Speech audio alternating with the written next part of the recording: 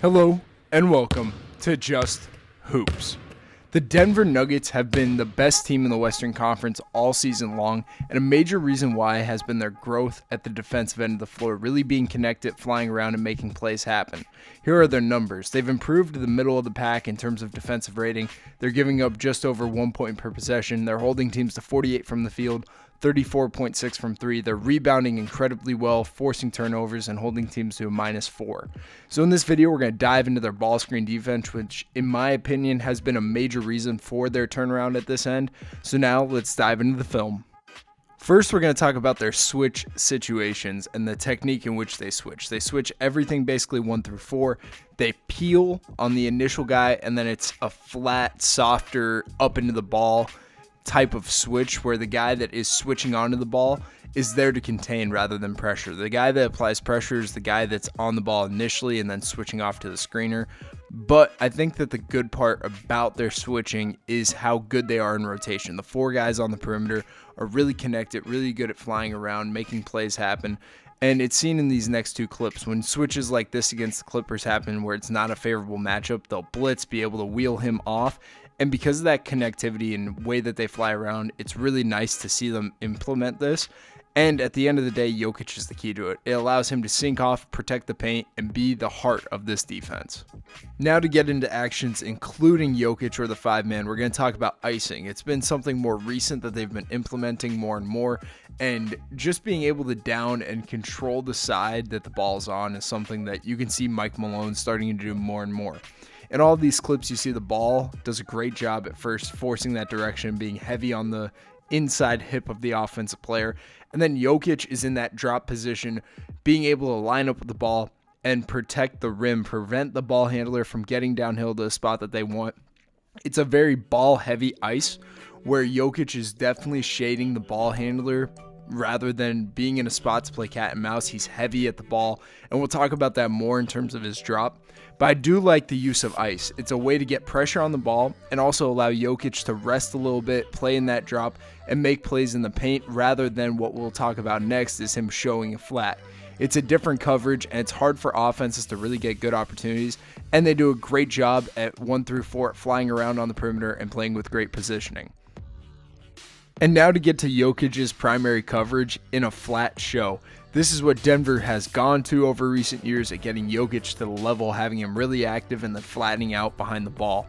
Just the way in which they like using Jokic to apply pressure, first, I think shows his IQ. Secondly, it shows his sneaky athleticism. And third, I think it shows his hands, the way he deflects passes, the amount of deflections, kickballs. He just stops possession, stagnates offense with the pressure and ability to show.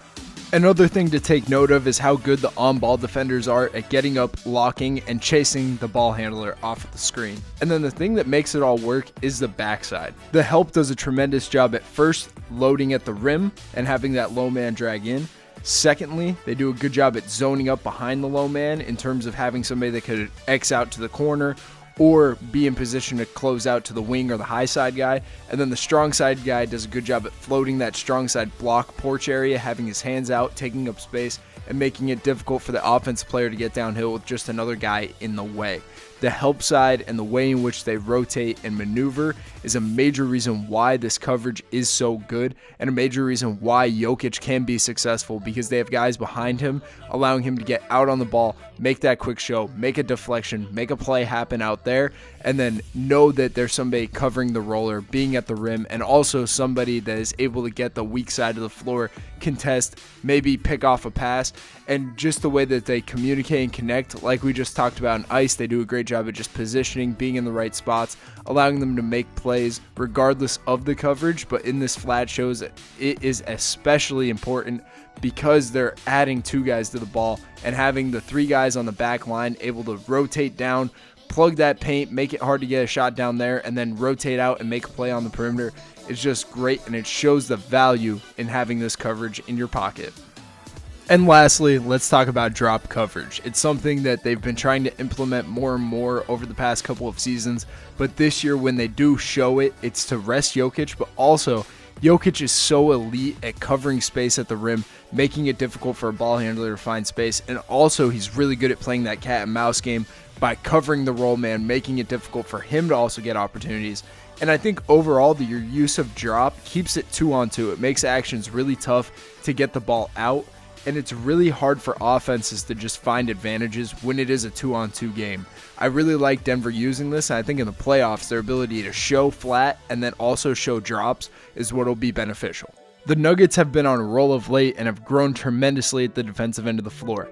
I'm excited to see what they do when playoff time comes in terms of how they guard pick and rolls against different teams and different matchups, but they have a lot in their bag.